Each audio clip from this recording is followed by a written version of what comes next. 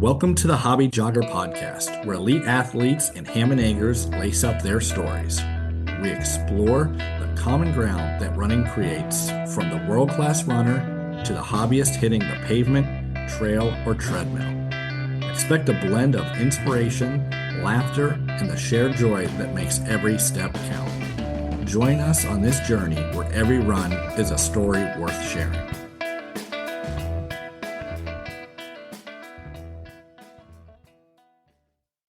Thank you for joining us for this episode of The Hobby Jogger. I am your co-host, Mr. Casey Koza. I am once again joined by my co-host, Mr. Rob Myers. Rob, what are you up to today? Oh, just another Monday. Looking forward to this podcast, hanging out with our buddy, Grant Granville Johnson. The man needs tacos, so let's get right into it. Yeah, he needs to go get his tacos. Tacos are very important. It is another Manic Monday. Who sang that? Just a band from the 80s. Just a band from the 80s. Anyway, Grant Johnson, finisher of the Canal Corridor 100, my friend, Rob's friend, all of our friends here at the Hobby Jogger is joining us, and we're going to talk about his Canal Corridor experience, a great 100-mile race here in Akron, Ohio. I guess it was only in Akron, Ohio this year. Did not go up to Cleveland. So, Grant, thanks for joining us today. How are you doing? I'm good. Thanks for having me. Yeah. Sorry we're keeping you from tacos. I know tacos are very important to the recovery process of a 100-mile race, which I'm sure you are still recovering from. I know I am, and I was just crewing and somewhat pacing, you know? Oh, yeah. Definitely pacing. Still hurting. It's a long day out there. Yeah, that was a real long day. So, did the Canal Corridor 100 started? We talked to Jeremy Pope about this a little bit. Started pretty early there in the morning at our favorite brewery where we meet often for beers. Rob, you've been there Many times. Yeah, great place for beer. Drank some Akron Rugby Ale, one of our favorites, as we are both former Akron rugby players. But on to Canal Corridor 100, Grant. Last year, we DNF'd it.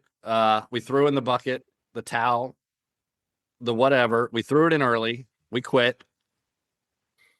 Yeah, it was the humble year. You had to give it one try and then go back at it and figure it out the second time. Yeah, and you definitely figured it out for sure, since you finished in under 24 hours, well under 24 hours. So congratulations to you for that.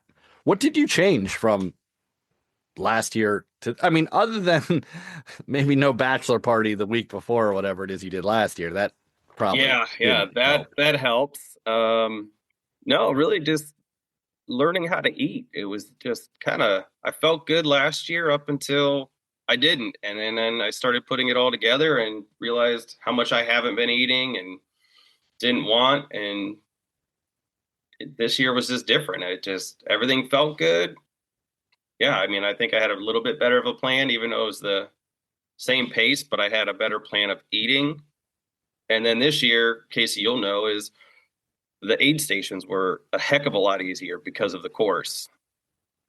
Yeah, we didn't run, obviously, south to Portage Lakes and then all the way to Cleveland in the flats. We did the double out and backs for a total of 33 miles per lap. So that made it so much easier to have your own food. You didn't have to rely on what is the next aid station going to have, whether it's fluids, gels. You never knew what they were going to have. And this year, I think it was a little bit easier. I could have whatever I wanted that I packed, and I could get it every about 16 miles or so at just station. So it was enough to be able to carry what you want or take your big meal, I guess, if you could say it that way. That you wanted to sit down, eat, take a good long aid station, and be on your way.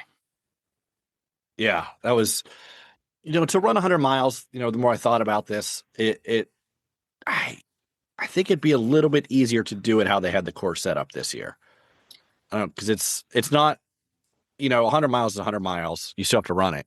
But you didn't have to run up to Cleveland and back from Akron, which sounds it's a lot more mentally challenging, I think, than, I just have to run down to the valley and back. And that's a loop. Like that finishes up the loop. How did you feel about that course change?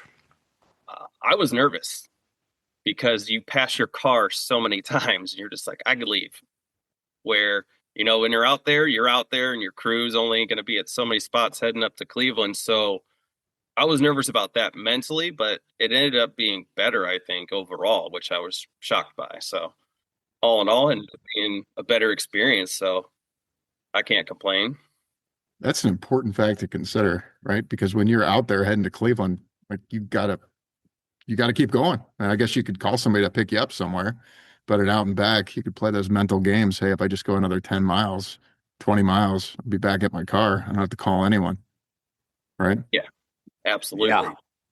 And it's, we run the towpath a lot around here, but at the same time, like I've never ran past Brecksville. So you got another, 20-ish miles to get to Cleveland. And I know it's all flat. It's not like you don't need to know it, but just the area, you can't even tell somebody, I don't know where to pick me up if I was to bail.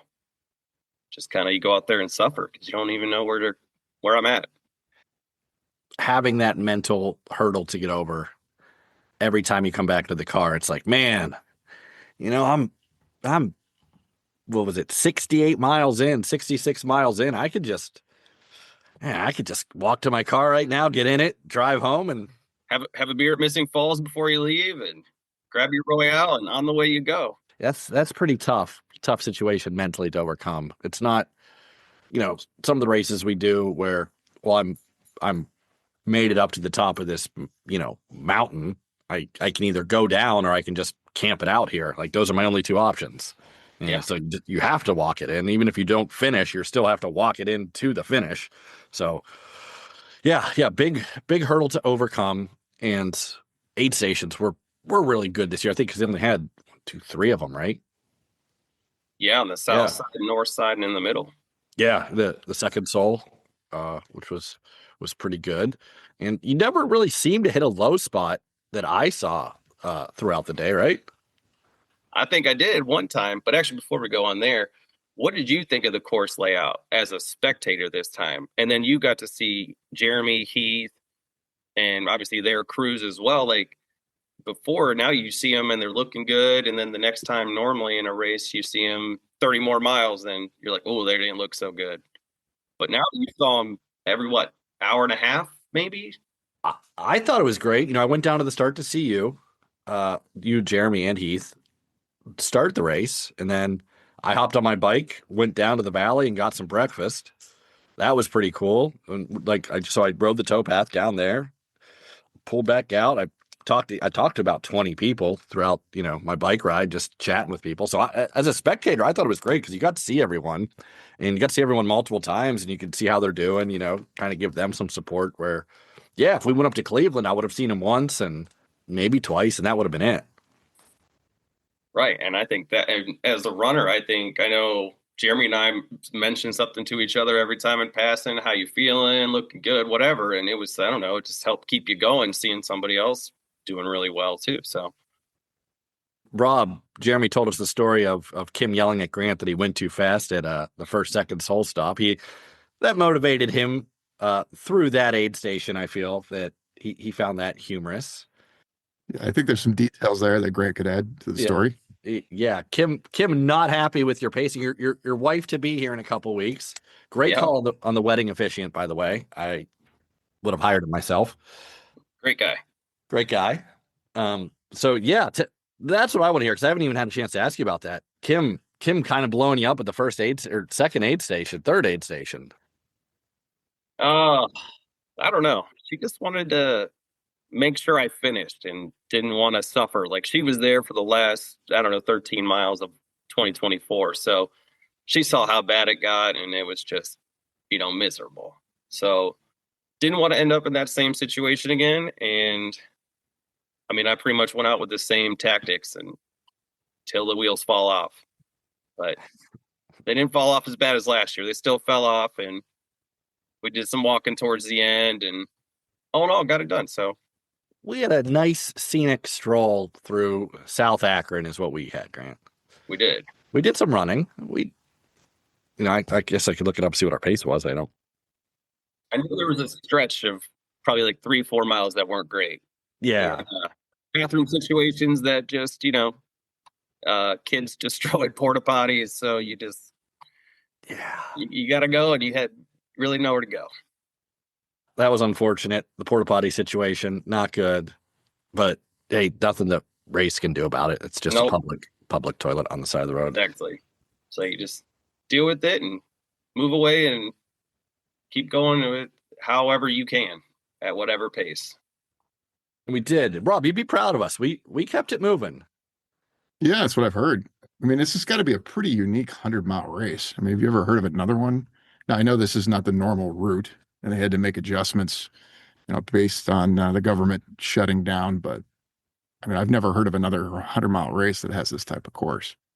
No, I don't either. When people say flat, they don't think that I might have to look it up because I'm actually curious now what the elevation was. I got 2,100 over 100 miles. So I don't think you could get much flatter than that.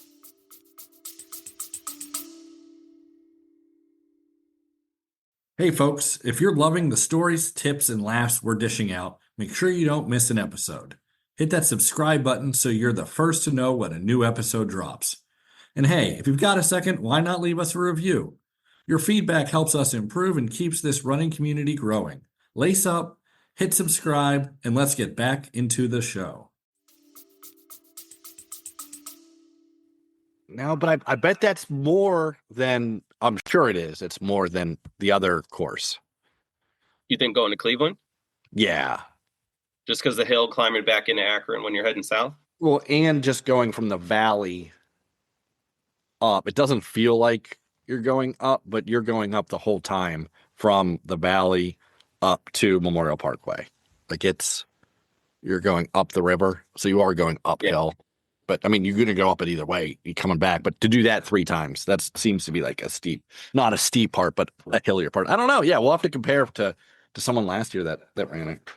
So Casey, I think we're doing what we typically do, which is get right into the meat of the race without describing the race to the listeners.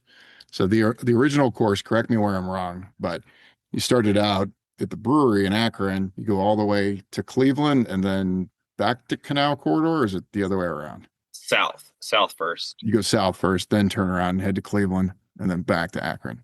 About 8.5 south, then north back to Missing Falls, and then we headed. Oh, what was that? 7.5, something like that. Yeah. But yes, Rob. So the original course, for people that didn't listen to the last episode, the original course goes from Missing Falls Brewery in downtown Akron on South Main Street. It goes down to Barberton, or just like right around Barberton. It comes back to Akron, and then goes up to Cleveland to the Flats.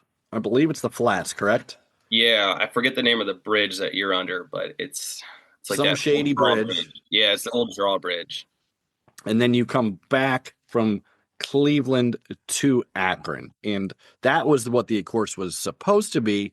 But due to the government shutting down, they didn't have the permits to run through CVNP, the Cuyahoga Valley National Park, which is where a bulk of the race takes place. So yes. Yeah. Yes. So that's a good point, Casey. You did describe it in the previous episode. So anyone listening to this now that didn't listen to the prior episode, make sure you follow up and listen to that episode once you're done with this one. Yeah, that was my fault. I should never do that. Assume a knowledge of a situation. But yeah, so that was what the race was supposed to be. Race directors did a great job. They pivoted and made the race work so that, people could get their 100 miles in. And Grant, you finished under 100 miles or 100 miles under 24 hours. Was your belt buckle different than the other, just like the 24 to 30? Was there different belt buckles, do I remember correctly, or no? I don't know. I just rolled through there, and I was just kind of like right to the car, grabbed a beer, and that's where I was. So I didn't hang around the finish line. I mean, there was nobody there. It was like 4:15 in the morning, I think it was, and it was you and Annie at the finish line there. And hey, someone's got to do it. Now your dad was there. He was there. Take a little nap. He was getting a little nap in. It was late. It was cold. The car was warm. I certainly understand. Absolutely. So Grant, I heard you had quite a few friends like helping you out along the way, though. I did. Nathan was there for a little bit. You had Dave, obviously Casey was there. I mean, what was that like? Tell you, actually, the best part about it all is that I never asked a single one of them. It was the whole plan was just to go out with a cooler there, carry enough for the 33 miles. So the fact that they were just like, yeah, man, we'll be there, and then took on the role of bringing the cooler out for every lap and hopping in for miles. I think David ended up doing like 15, Nate 20. Casey, what we do? We did 8 back, 8.5. Yeah, I would have done more, but yeah, that brewery stop kind of, It'll get you. yeah, it got me a little bit there. I was cramping up a little bit. So yeah, but yeah, you had the whole crew out there. Our friend Nate Reyes, friend of the show. He went all out. I couldn't believe he wanted to go like the full out and back in the last section there. Had a lot of friends, family. Kim was out before her bachelorette party, so that was nice to have like all that support too. And then again, being able to see them all multiple times, and it was like at times like every 4 miles you were able to hit them somewhere. So again, it was just another boost of confidence there, and again, just having good people around you just to hop in and help was awesome. No, it was the first time I saw Nate on Strava, and I don't know how long. I sent him a text right away. I'm like, dude, what were you doing? Like when I just saw him on Strava, I said I was out there helping out Grant. Good for you, man. Yeah, and he brought the snacks, and 20 miles later, it's like, what? Probably ran 20 miles this year. But got him done, brought the snacks, made me happy. I'm good. Great guy. That was, yeah, it was a lot of fun. I don't know. It's one of the most fun I've had, crewing a race. I was more of a escort through South Akron than I was a pacer, but so didn't really pace as much as escorted you through the area. And yeah, I had a lot of fun. There was a ton of people there, met a lot of really cool people. You shared some miles with a now friend of ours, and I think is going to be on the show next week or the week after, Matt Paxton. Yeah. I think we probably the first close to 50, I think we were together. Yeah, great guy, chatting it up for hours. I mean, I had nothing else to do, but we're going to the same place. It's just, Yep. Hey, we'll just hang right here, do the same pace. And yeah, he's a cross country coach down at Rio Grande. So that was cool. Cool stories. He knows some friends of the show. He knew Pope, he knew Caleb Bowen. So it's kind of cool to conversate with people that we've met before and talk about previous races. And Heck yeah. Yeah, super cool dude. But that's kind of the sport, you're going to be out there for a long time suffering with people. You meet a lot of interesting people. You talk to a lot of interesting people, and you see a lot of interesting things. yep, you do. And you cross over all these places at 3 different time periods of the day. So you see different characters all the time. And not even people in the race, just, you're on the public trails there getting yelled at by a guy on a bike because we didn't say hello. Yeah. Sorry, Yeah, dude, we didn't see you. Yeah. So quick story. I'm pacing Grant. We're in South Akron. There was a gentleman that was finishing up his fishing activities for the evening. And it had to be late because probably around midnight, 11-ish maybe. We'll say after 11. And I can kind of see like a glimmer of a handlebar, maybe a little bit ahead. I can't see anything at night. Like we have one headlamp between the two of us. Yeah, and mine was dying. Like Yeah. we had a couple miles left and it was just getting dim. Yeah, your headlamp's dying. We only have one headlamp. I've been at the brewery for a bit, and I kind of see it. I'm in the middle of the towpath, and like 10 feet in front of him, I move over because there's a guy flying down on his bike, 2 fishing poles. I think they were fishing poles. My version of the story, he had fishing poles, and is yelling at us. No one says hello anymore. Like, bud, like you almost just knocked me into the lake. Not real happy about that, but yeah, Buddy was not happy that we did not say hello to him. No, he wasn't. And he wasn't moving slow either. Like he was rolling. He was rolling pretty good. Yeah. Head on a swivel out there at the Canal Corridor 100 when you're after 11 o'clock. So, Well, I'm just glad that you were on the inside because I wasn't jumping out of anybody's way at that point. no. Close to 80 miles in, I think it was. I'm like, I'm not jumping anywhere. Yeah. yeah, it was a fun day, and it was for it was a little bit different for you this year. You were running for a different reason. Well, I mean, you were running to finish 100 miles. This year, you lost someone very close to you, someone very important to you. Your mother passed away, and that was one of the reasons you wanted to go back and run this race. I feel like is in kind of her honor. Yep. So why don't you tell us a little bit about that? How that came about, Grant? So I didn't know if I even wanted to run the 100 again because it just went so bad last year, and then It went horrible. Yes. yeah, like it just the weather didn't help. It was a big spiral that just everything hit at once, and it was like, nope, we're pulling it. But I don't know. This year it was just kind of like something I could carry that into the race, like just more motivation or anything. And it's tough. It wasn't just my mom. We lost my Uncle Tom, my Aunt Linda, Kim's grandma passed away. So we made shirts for the race. Thankfully, the weather held out and it was warm enough to wear them. So we had donation QR codes made for a cancer center for her, pancreatic cancer for Linda, and another donation for Kim's dad as well, who passed away again from cancer. So it's kind of just carry memories with you or people. Then, of course, we had to throw in the hobby jogger and weave views on there as well. You guys always hook it up and always around you guys and having fun. So we like to do kind of the same bad ideas, I guess. Yeah. That was I thought it was really cool to see that for your mom.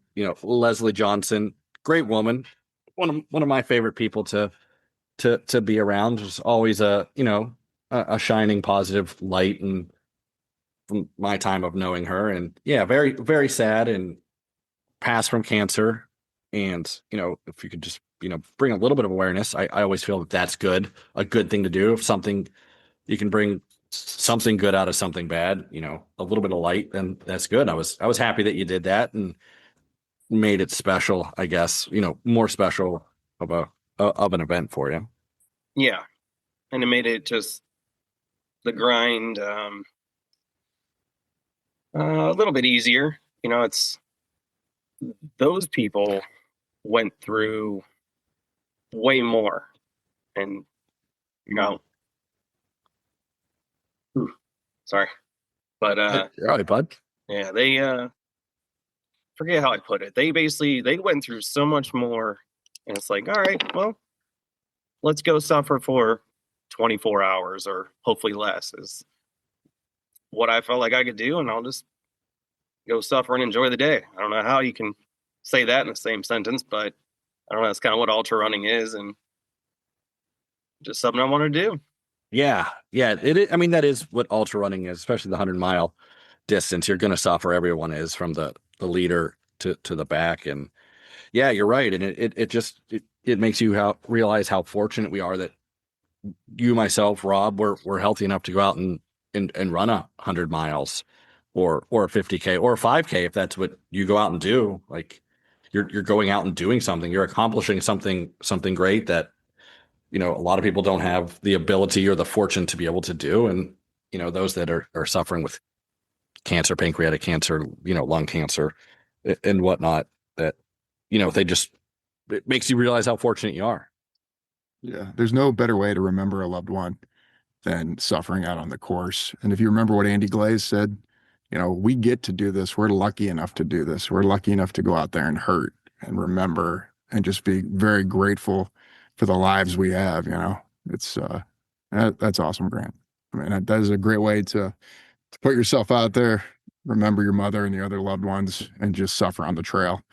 Non-runners will not understand that, but go out and run a mile if you've never done it before, and you'll get it. You'll get it pretty quick. Oh yeah, it doesn't take too much, that's for sure. We've talked about that a lot, like loss and things. And again, just to reiterate Andy Glaze, yeah, we're very fortunate that we can do this, and awesome that we can. And I'm so glad that you could do that. A little bit of something to remember your mother by, and an evening I'll never forget. Nate will never forget. David will never forget. Certainly you won't. running 100 miles. It's not all the time that you get to tee that up, I guess. No, I don't know if I really have plans to do another one or what, but hoping one of you guys sign up for next year so I can do the ride around on my bike, have a few beers, and enjoy that side of it. You're spoiling my next question. It was which race is next, man? You got the 100 out of the way. Like, that's the hardest one. Well, I can tell you it's not Moab or one of those 200s. I can for sure tell you that. No. We'll settle for just a nice 100 mountain race. Maybe, I don't know, pick one out west. There's plenty to choose from. I love to. The kids' schedule is so busy. The only thing Casey and I were talking about just the other day was Bigfoot. We always like going down to Salt Fork and hanging out at the lodge. It's always a good time. So that's really the only thing, even in mentions right now. Other than that, looked in the next year. I know you guys got a lot coming up, but yeah, I have no plans. Let me ask you this. Will you be, now that you have one ticket to the Western States Lottery, will you be entering into the lottery? No. You're not? You have to. Dude, you got to throw your name in there. Casey and I will come babysit the kids. Dude, get it in there. Oh my gosh. You guys babysit the kids. Oh. Yeah. You have to put your name in the lottery. We're going to take them out there, but we'll babysit. Yeah. Definitely not next year. You have to. I'll get your password and enter you. So, I mean, just do it. We'll shave Casey's head and he can run if you have to. Yeah. Nope. I think we had a busy year this year already. So good thing it's next year. Yeah. No, we got plans with the kids definitely over the summer now next year. So definitely not in the cards. But Casey, if you want to show up in my place, if I get it, it's all you, bud. All right. I'll hold you to that. I don't know. We could pull it off, I'm sure. Yeah. Sunglasses, bucket hat. Yeah, maybe cut your hair a little bit. I don't know. Yeah. You can make it work. Only if I get to use the Grant Johnskin. I got rid of that. It's all. Oh yeah, you fixed it all up. Down into one now. Ultra sign up fixed you up. That's good. Still missing a race or two, but hey, it's all right. I guess we kind of just ran over the last topic of what I was going to talk about and what is coming up next for you. So Bigfoot 50K down in Salt Fork. I think we talked about that. I didn't realize you had such a tough go of it, I think, last time. Yeah, I forget what year. 2023, I think. I went last year. Yeah, it was a rough one. Hospital, it's good. Good time. Turned out to be a pretty expensive race after that. Yeah, I'm sure I knew. Maybe I didn't know. Maybe you didn't tell me. I don't know. I was just laid up on the couch for like a week, so. Yeah. It is. I don't even know what really caused the issue, so. Underfueling, that seems to be the gist of it. So that's it. You got Salt Fork, the 50K. Maybe you'll get some redemption there. Any other plans? Anything local? Nothing? Is there anything left local around us for the year? No, but I'm talking next year, into next year. No plans. I wouldn't mind running Buckeye, although it's in July and I don't really feel like running in 90-degree heat. But other than that, I was actually fit and wanting to do a 50K right around that time, but then they added the 25K. Oh, that's right. Yeah. And I'm not doing that. What about Mohican? I've never even ran a trail down there. Mohican's good. I like Mohican.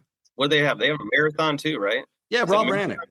Yeah, I ran it in 19 or 2020. I don't remember.